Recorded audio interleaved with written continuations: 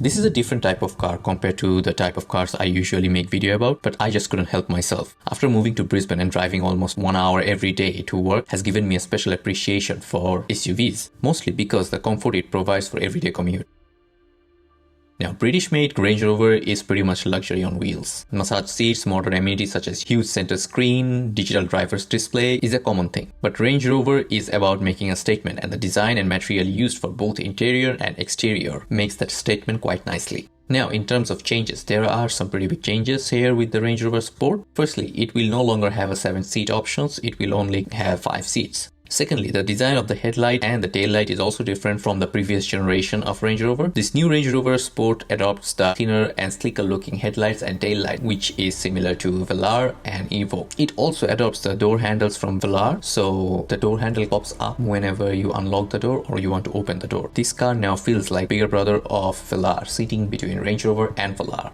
And thirdly, for the first time, Range Rover Sports will have air suspension, which can help you alter the quality of the ride depending on the drive mode you have chosen. Lastly, the range-topping version and the hybrid models will also have rear wheel steering to reduce the turning radius. Now, in terms of different versions, we have D300, which is diesel and produces 300 horsepower. Then we have D350, again diesel and produces 350 horsepower. P400 is the petrol version, which produces 400 horsepower.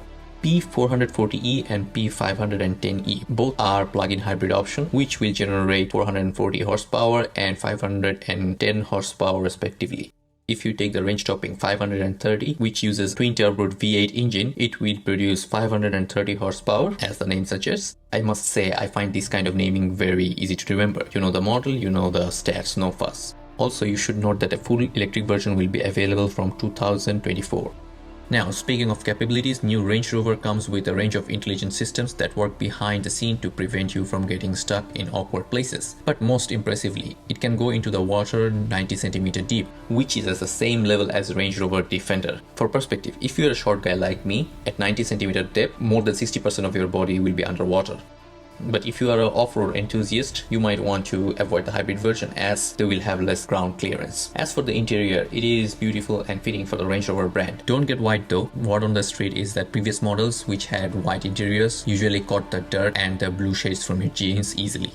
Front seats have built-in massage function and built-in speaker in the headrest. The speaker in the headrest not only helps you with the music but also works as a part of active noise cancellation system, which helps to reduce the wind noise and the road noise while driving on the highway. You will also get a huge 13-inch center screen and a digital driver display.